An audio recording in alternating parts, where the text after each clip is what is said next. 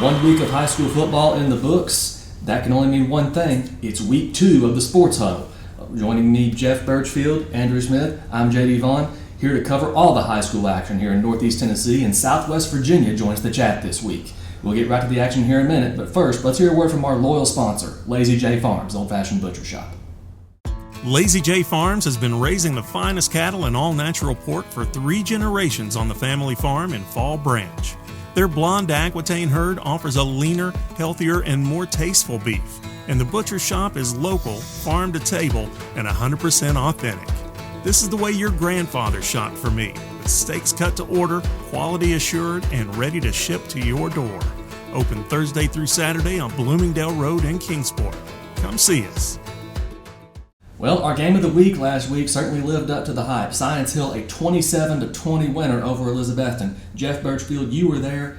Tell us about that game. A lot of interesting things in that game. Obviously, Science Hill jumps out to an early 14-0 lead, and then we have a lightning delay.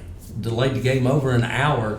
When we come back out of the lightning delay, Elizabethton's on fire. They score a couple of touchdowns, tie the game up, and then it's back and forth from that point on all the way to the end. A hard-fought 27-20 win for Science Hill. Some huge highlights in the game. Malik Anderson had a fantastic game, 82 rushing yards. He caught the game-winning touchdown from Lane Clement, and he also had a big sack on 4th down. Clement, who's the much-hyped quarterback coming out of Wyoming and transferred into Science Hill, son of the University of Miami quarterback, he had 2 touchdown passes. Aiden Perry, Science Hill star running back, unfortunately got hurt. I understand he's got a fracture there in his leg, and it's going to be out 5 to 6 weeks. Good news is they are expecting him back before the end of the season. He had 100 rushing yards on just 8 carries, and then big game also for Ian Mathis, had 62 yards and a touchdown. Yeah. Then on the defensive side, plenty of stars there too. Hayden Cox and Darius Deliqua, on the defensive ends, both had 7 tackles. You had the linebackers for Science Hill really played terrific, And then on the flip side for Elizabeth, and a lot to be, proud of and all. You've got Rhett Slagle, the quarterback, had a couple touchdown passes. And their first touchdown came on the trick play where Justin Whitehead actually hit Zach Wallen for a 75-yard touchdown. So, like I said, I think Elizabethton's going to be fine this season. Science Hill, great way to start the season, some good momentum.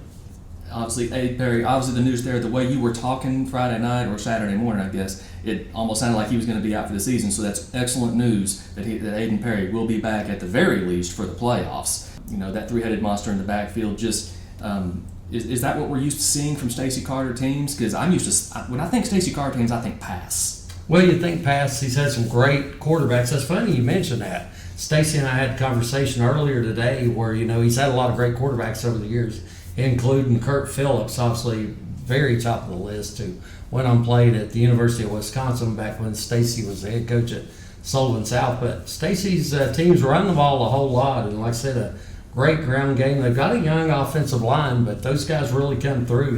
Here I say young, some of them are older, but they don't have as much experience as years past. But like I said, I think it's shaping up. Could be a really special season for Science Hill. Overall, what are a couple of things that most stood out with the Elizabethton game for you guys? Well, if the thing that stands out as a coach is, it was like the Twilight Zone. Because a lot of things happened there. With the rain coming in, and you had over an hour break, and then you had another halftime. I think with the stuff coming in here, we had a lot of chaos with people in the building, everything going on, and we came out and we're not focused. So there's things we have to change, as far as preparation for things like that.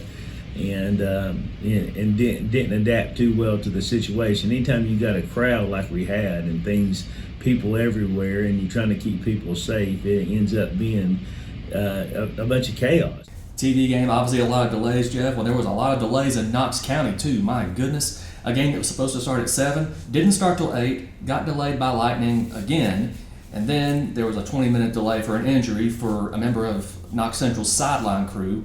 So that delays the game another 15, 20 minutes. Not to mention all the bad weather, the inclement weather that came with it. Somehow Dobbins Bennett fought through it. No Joey Christian and no star running back Tegan Begley, at least not this time. Dobbins Bennett gets the win 26-20 at Knox Central.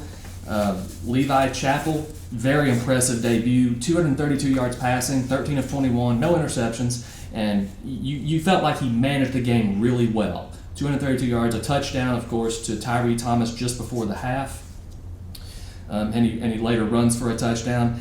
And in the backfield, Luke Lundy and Emmett Starnes, nothing that really wows you, at least not at first, but as the game went on, it was very obvious they were wearing down the Central defense. I mean, look no further than Emmett Starnes, a 41-yard touchdown run. The last 20 yards, he had at least one or two defenders on his back the entire time.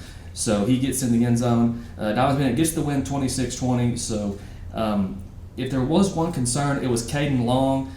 He had, 200 yards passing, and he killed Dobbins Bennett on the ground too. So good quarterback play by Caden Long from Knox Central, but Levi Chappell and the Indians, they get it done. Dobbins Bennett's 1-0, only the second time ever they've beaten Central. Of course, it was only the fifth or sixth time they'd ever played. And the other time Dobbins Bennett won was the 1976 playoffs, the state quarterfinals of all things. So Dobbins Bennett opens victorious in Knoxville, something we haven't said a lot about Dobbins Bennett lately. Certainly not 2 years ago, they lost opener at Farragut. Dobbins Bennett 1-0, coming home this week to face Asheville. We'll talk about that in a minute. But Andrew, just down the road in Church Hill, Volunteer first victory in 3 years. Were you surprised? Yeah, I was definitely surprised at how the game went about. I expected a nice competitive ball game, much like the rest of the area. Had to wait 45 minutes for kickoff, had a lightning delay to push us back from 7:30 to around 8:15. But, I mean, Volunteer came with a lot of energy. Running back Bryson Christian on the third play from scrimmage goes 68 yards to the house, and after a Boone 3 and out, you kind of feel that the momentum was there for Volunteer, and they just kind of took it and ran with it, literally, for Bryson Christian, over 200 yards rushing on just around 13 carries. So it was just a very impressive day for the Falcons. You'll love to see that for first-year head coach Jeremy Wagner. Quite the statement made from him. Quite the statement made, I thought, from the Falcon lines, offensive line, defensive line. I mentioned the day that Bryson Christian had on the ground. They were really able to limit Drew Fleming and the Daniel Boone rushing attack very well. Drew had a decent day, 18 carries for 70 yards, but just as a team, Daniel Boone just really wasn't able to get much push with their offensive line. It was a very impressive day for them. And obviously, as the game kind of went along, Daniel Boone was forced to throw it a little bit more than Jeremy Jenkins likes to throw it. He tends to be a coach that wants to keep it on the ground, but he couldn't. When you get down, 24-0, 30-0, you got to throw it. So that's what they did. Rice Stone definitely kind of still trying to feel his way through the offense for Daniel Boone. Kind of to be expected, first year starting for him on opening night. Meanwhile, for Volunteer, Lincoln Wilson got the start at quarterback, not Jameson Mao. So when Wilson came in, he really handled himself well, managed things well, threw for a couple touchdown passes. So overall, just a very strong performance for Volunteer, and one they can certainly build on next week and into the rest of the season. Well, one thing, there was a question mark coming into the season about the Wilson brothers, the senior offensive lineman Christian Wilson and the quarterback Lincoln Wilson, who was a sophomore. Obviously, we weren't sure. Jeremy Wagner did not name his starting quarterback in the preseason, so I guess I shouldn't have been too surprised at that. But Christian Wilson, an all-state offensive lineman last year at Jefferson County, there was a question whether or not they would be eligible because they did follow Coach Jeremy Wagner from Jefferson County to Volunteer. Obviously, they got things cleared up because clearly they played, and you got to say that's a good first impression for them. Oh, it absolutely was. Between the work the offensive line did and the work that Lincoln did throwing the ball. And man, it was just, you get to the end of the ball game there, and just wanted to speak a little bit on it was an emotional outpouring from that Churchill Volunteer community after finally getting that first win. Students came onto the field celebrating with players, talking to Coach Wagner after the game. He was very clearly emotional. It was a very cool scene to be a part of in Churchill. West Ridge up in Blountville, the Wolves, 5 for 5 in season openers. This time, much tougher, obviously. Tennessee High, which has been kind of on the rise in Class 5A lately, Westridge gets the win 30-13, kind of a deluge up in Bluntville as well. Justice Hilton, the new starting quarterback at Westridge, as Coach Woody Hayes once said at Ohio State, only 3 things can happen when you throw the ball, and 2 of them are bad. Well, Westridge threw the ball twice the entire game. One of them was completed for 24 yards, but other than that, Ethan Amix and Justice Hilton just led the ground game. They just wore down the Vikings. Both of those guys ran for 2 touchdowns, and one of Tennessee High's touchdowns, of course, was a defensive touchdown, a 66-yard fumble return by Cooper Boer. But Westridge recovered. Westridge wore the Vikings down. Honestly, Brian Woodson was there on the coverage. Brian Woodson is here with us in spirit this week. What really stood out to me in this game, obviously Tennessee High was forced to pass, which they're not known for. Jack Richardson did fine, but obviously just not enough to get it done. But what really stood out to me was the difference in rushing yardage. 272 for Westridge, 70 for Tennessee High. So that's just a testament to what Westridge was able to do on the ground on opening night. The Wolves 1-0, so you got to be on the lookout for Westridge in Region 1-6A this year. Another game to discuss. I don't know if you could really consider this an upset, Jeff, but Unicoi County gets the win over David Crockett, 27-13. Colby Jones might have a new favorite target, and his name is Avery Hatcher. Yeah, I don't think you can call that an upset at all. I know, Coy County is smaller classification than Crockett, but playing at home. And like I said, with senior quarterback Colby Jones, I think a lot of people felt that the Blue Devils come out on top on this one, and they, like you said, did. I mean, Colby and Avery, very good connection there. I think they had some good running attack also with the Blue Devils. So a couple touchdown win, great way to start the season for Drew Rice and his bunch. Yeah. Blaze Rice kind of stepped in there at running back, filling the gap, of course, left by Branson Saltz. Avery Hatcher, 6 catches, 144 yards. Look out for the Blue Devils this year, Jeff. Yeah, I mean, I think they have to be one of those favorites like we talked about in 3A. I really think it'll probably come down between them and Gatlinburg-Pittman. I know we did our previews of the regions last week, but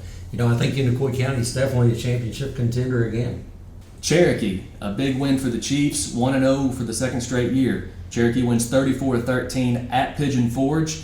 Landon Jeffers with a couple of touchdowns in the first half, one to Ezra Garrett, the other, of course, to one of his favorite targets, Lofton Hayes. Jaden Weston runs for 151 yards. Look out for the Chiefs. Could the Chiefs challenge for that upper echelon in Region 1-4A this year with Greenville and Elizabethton? Cherokee did finish third last year, so the Chiefs played Elizabethton tough a year ago, but of course the Cyclones pulled away. Could this be the year Cherokee gets over that hump, secures a home playoff game? Well, if opening night was any indication, look out for the Chiefs this year. Up in Mountain City, Jeff, the triple option of Johnson County met the air raid of Sullivan East. Johnson County came on top, but just barely. Yeah, I think the margin surprised me a little bit in this, and no disrespect Sullivan East, but I know Johnson County handled them pretty easily last year. But this year they had to go to the fourth quarter. Braden Dickens with a 17-yard run there in the fourth quarter to pull out the victory because East had taken over with Blue Prophet, had a 68-yard touchdown reception from Peyton Lingerfeld. And just talking about Woody Hayes saying nothing good can come from the passing game, but it sure did for Sullivan East because Lingerfeld ended up with 2 touchdowns and also 276 yards, and sort of how his arm goes is a little bit of how, the Patriots go. And then on the other hand, Mejia's back this year, but he's only the third leading rusher on that team. Dickens had 133 yards, and Jonathan Lizzie had 101 yards, and then Mejia 86 yards. But combined now, that's 44 carries, 345 yards for that Johnson County rushing attack. And a promising return for Juan Mejia after, of course, the leg fracture that ended his junior season prematurely. So congratulations to the Johnson County Longhorns. They also are 1-0 in Region 1-3A. Could they challenge Unicoi County and Gatlinburg-Pittman? Well, they beat Gatlinburg-Pittman last year, but it cost them Juan Mejia in that game. So we may have another logjam at the top of Region 1-3A this year, guys. Andrew, we go to Carter County. Happy Valley, I don't think this really surprised anyone. Happy Valley, with Keelan Relaford added to that ground attack, my goodness, they just ran wild. They really did. And I wanted to start first, honestly, with the Happy Valley defense. It's been what has carried Happy Valley throughout this strong run they've been in Region 1-2A, and it showcased well for itself again. Minus 11 yards, Andrew. Yeah. Minus 11 total yards they allowed. Yeah, no, that I think that's getting the job done defensively, just a little bit. But yeah, it was a very strong night overall for Happy Valley. There was a little bit of a question mark heading into the season who would start quarterback for them. They ended up going with Gabe McDougald. He throws for a couple touchdowns, but obviously it starts and ends with the run game. Keelan Rutherford, strong day, 4 carries for 74 yards. As a team, Happy Valley ran for 269. So just overall, not necessarily a surprise to see Happy Valley have a strong showing like that, but it just kind of reinforces the thought of they're going to be quite the contender in Region 1 2A this year. And there was a game on Warrior Hill, but did not involve Happy Valley. It involved the Hampton Bulldogs playing their first game on that new turf there at Happy Valley. Happy Valley, of course, is Hampton's temporary home this year. Hampton Bulldogs get the win 60-19 over Avery County. Holy cow, Hampton has a loaded backfield. Yeah, it's not just one guy with the Bulldogs this year. It's led by Peyton Townsend, son of the former Hampton great Adam Townsend from the mid-2000s. But Peyton got the scoring start early with a 15-yard rushing touchdown, but you get some of him, you get some of Isaiah Belcher, quarterback Connor McKinney's a threat to run it as well. Overall, Hampton ran 46 times for 337 yards. That's what Hampton wants to do. Hampton's a running football team. They've almost always been a running football team. So I think the message was established that we're not changing who we are. We're going to keep pounding away at the rock. Just overall, very strong day for Hampton at the office. Obviously, a big matchup upcoming with Johnson County on Friday. We'll talk a little bit more about shortly. Yep. And a couple of shout-outs this week. Providence Academy, their first game in TSSAA, the Division II Class A East Region. The Knights get the win on opening night, 64-0 over Asheville Christian. So Providence Academy on the rise. Tri-Cities Christian also hits the 60-point mark, 60-24 win at Lancaster Christian. Two very young programs on the rise that we could be hearing a lot from in the next few years. So that's going to put a wrap on Week 1. We'll get right back to preview the Week 2 action right after this. Lazy J Farms has been raising the finest cattle in all-natural pork for 3 generations. Our blonde Aquitaine herd offers a leaner, healthier, and more tasteful beef that ships from our store directly to your freezer. This is the way your grandfather shot for meat, only now we wrap it, seal it, and send it right to your door. We have plenty of options to pick from, and they're all fresh and natural. Just visit our website at lazyjbeef.com and choose your package. We'll get it straight to you. Our game of the week this week, this was a tough one. Several games to choose from. Our game of the week this week, West Ridge hits the road to David Crockett.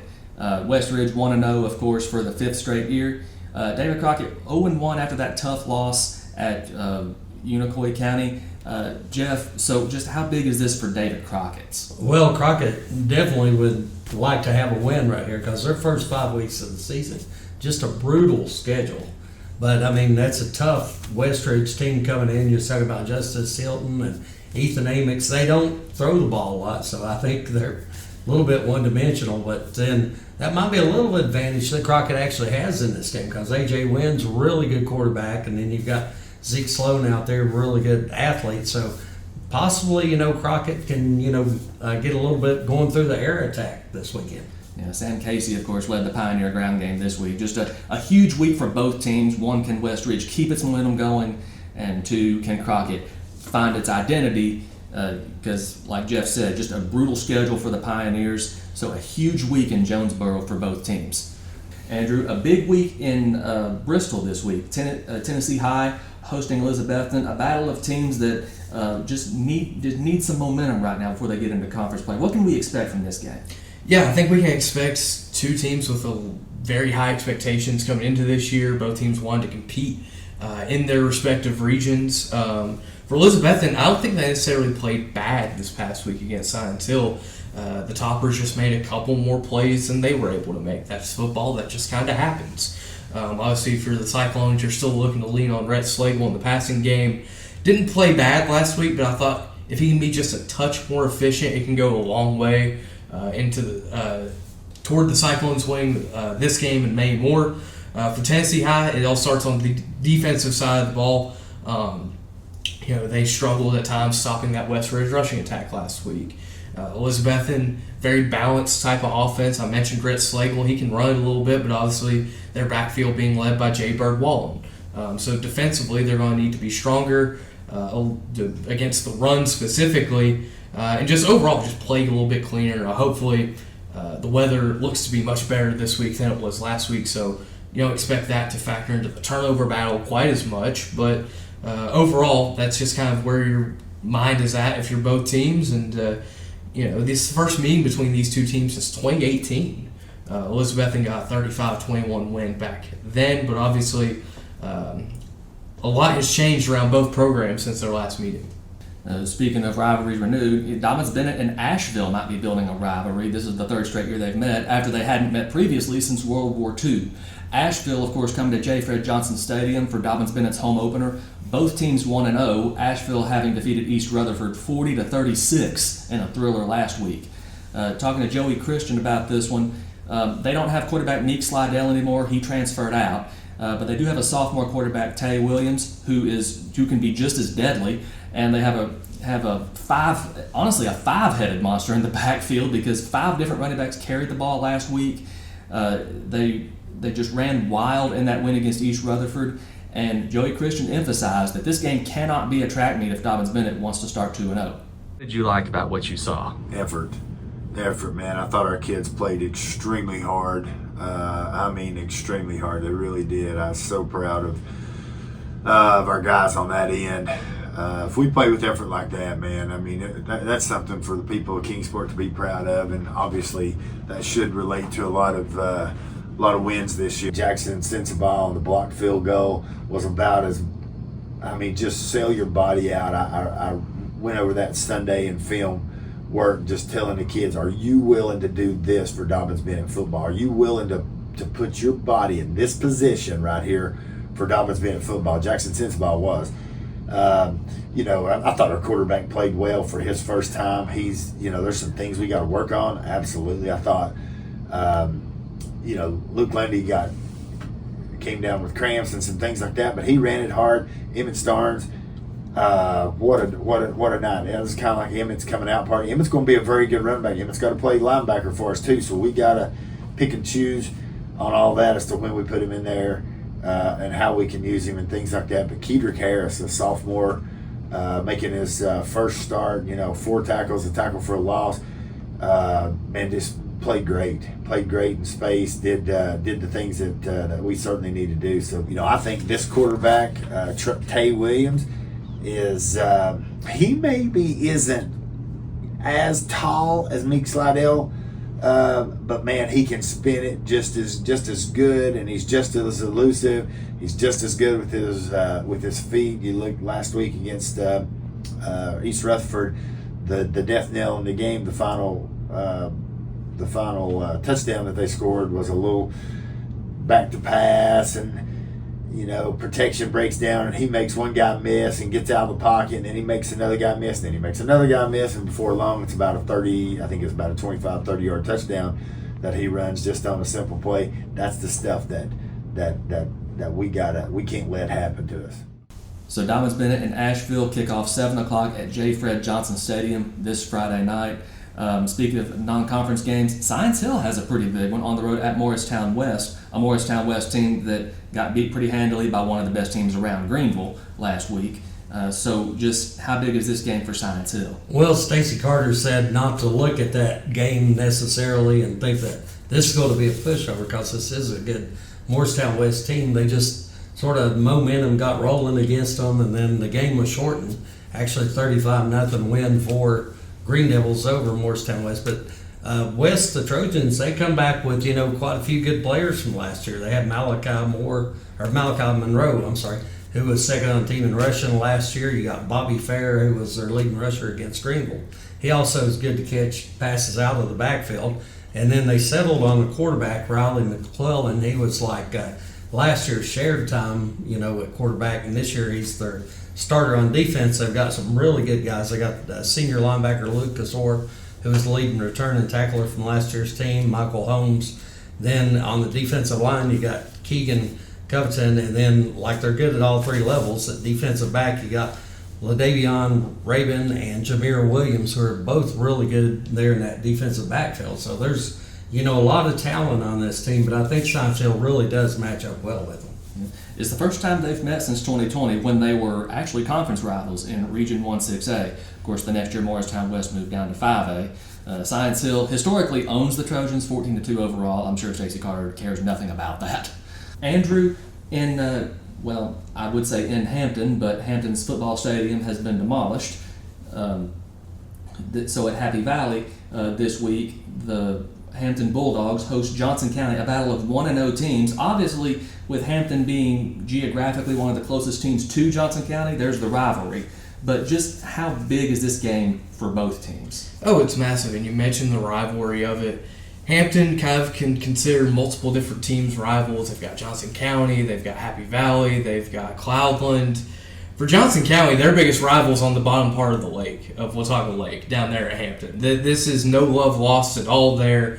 Last year it went the way of the Longhorns, big way, 41-8, but I definitely expect this to be a much tighter contest than it was last year. Johnson County bringing in their first-year head coach Tyler Trussler, a Hampton graduate. Interesting kind of dynamic there, but yeah, this is going to be a run-heavy team. You mentioned Woody Hayes earlier. I think he will be happy with the style of play we will see at Happy Valley on Friday night between the Longhorns and the Bulldogs. Mentioned that stable of backs Hampton has between Peyton Townsend, Isaiah Belcher, quarterback Connor McKinney. All three very much threats to run. You could even line up a receiver like Brock Shelby in the backfield, which Hampton did in their jamboree before the year started. And yeah, for Johnson County, it's back at the triple option. It's a lot of Juan Mejia. It's a lot of just forcing a defense to make decisions. And if you make the wrong decision, they can absolutely make you pay on who you're trying to stop in that running game. So it should be a fun night up at Happy Valley for one of the area's better rivalries between smaller schools. Some other games going on around the area. Daniel Boone at home, of course, they're welcoming South Green, a battle of teams that just in search of some momentum. Daniel Boone, of course, trying to end a 15-game losing streak. South Green played Morristown East in Class 6A to a 26-22 game last week. Cherokee, the Chiefs return home looking to start 2-0. They host Campbell County in Big Red Valley. Sullivan East at home. The Patriots hosting Chucky Doak in another non-conference game. Volunteer has a chance for a 2-0 start. Their first winning streak since 2021. The Falcons on the road this week at Claiborne. Also, Southwest Virginia does join the chat this week. Rykova, of course, played Saturday at Emory and Henry. Came up short against Lord Botetourt, 49-12 in that game, but obviously Lord Botetourt, a Class 3 region runner-up last season. So I don't really believe that's indicative of how the War Eagles season will go. Gate City, the Rykova is off this week. Twin Springs opens up on the road at Northwood. The Titans hoping that just that youth movement from last year pays off, and you just think of all the injuries they had. Surely to goodness the Titans will catch a break this year, and all that experience will pay off. Gate City, led by all-region linebacker and 1,000-yard rusher Walker Hillman. The Blue Devils open this week at Richlands on Thursday night, actually. And speaking of Thursday, Unicoi County on the road at Northview Academy, and Happy Valley at home for its home opener against Cloudland on Warrior Hill. That's going to do it for this week's edition of the Sports Huddle presented by Lazy J Farms Old Fashioned Butcher Shop. We'll see you next week. Get out there and enjoy some football. Lazy J Farms has been raising the finest cattle in all-natural pork for 3 generations. Our blonde Aquitaine herd offers a leaner, healthier, and more tasteful beef that ships from our store directly to your freezer. This is the way your grandfather shot for meat, only now we wrap it, seal it, and send it right to your door. We have plenty of options to pick from, and they're all fresh and natural. Just visit our website at lazyjbeef.com and choose your package. We'll get it straight to you.